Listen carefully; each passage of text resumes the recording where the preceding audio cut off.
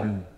Абдуллабекти билесиң да, 1876-жылы бул жактан орустар басып киргенде Полат хандын тусунун астында кол башчы болуп күрөшүп, анан орустар менен күчү жетпегенде мен барып Афганистандан чоң кол жыйнап келем деп, анан өзүнүн ишенимдүү жигиттери менен Афганистанга барган. Афганистанга барып, бул эми биздин кийинки азыркы изилдөө боюнча Афганистандын амири Шерали ханга жолуккан. Ал боюнча мен тастыктоочу маалыматтарды таап келдим.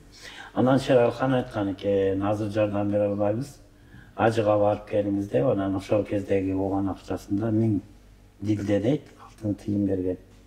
Эми ал саясий сөз. Ажыга барып келиңиз деген сөз, эми сиздин карьераңыз бүттү, биз жардам бере албайбыз деген сөз. Анан Абдуллабек ошол Иранды беттеп, Кабулдан дагы 1000 километр алыстыкта ошол жүргөнчүн жээгинде, азыркы Иран менен Түркмөнстандын чек арасында Фарят деген жерге барган экен. Анан ал жерде Ширинтагоо деген район, азырча айтканда ошол Шашдөбө деген, Алтыдөбө деген айылга барып, анан ошол жердеги жергиликтүү түркмөндөр менен ошол жерде жашап, анан 2 жыл ооруган. Абдуллабек негизи сана оорусунан өлгөн. Анан өлөрүндө керез айткан, жигиттерин кайтарып берген, ал жөнүндө Памир кыргыздарында сакталып калган ырлар тастыктайт. Бастыра бердим Кундузга барып, Тарказдын Сабылга, Амирдин чоң Шерали алтын берди, 1000 жылдай деп ошондой ырлар дагы тастыктайт. Анан ошол жерге барганда, ошол жерден Абдуллабек үйлөнгөн. Эми ал мусапырчылык, кыйынчылыкта ошондой жүргөндө ошол түркмөндөрдүн андакта тегине карап, ошол чоң бир бегинин кызына үйлөнгөн дагы. Анан бир бала болгон. Түркмөндөрдүн бир бегинин кызына.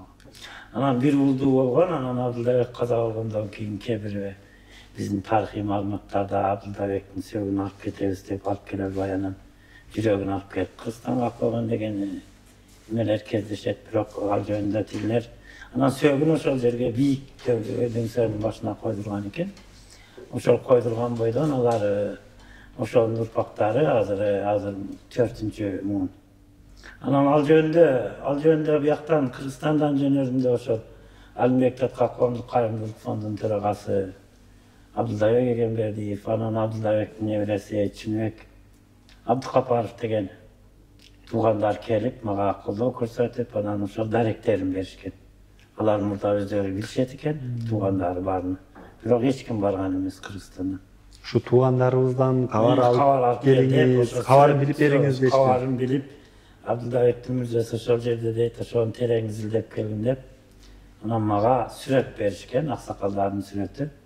Мындан 14 жыл мурда кайсы бир журналист Көкбөрү боюнча фильм тартып барганда ошол кишилер жолугуп, биз Абдуллабектин урпактары болобуз деп, анан сүрөткө түшүп өздөрүнүн даректерин жиберген экен.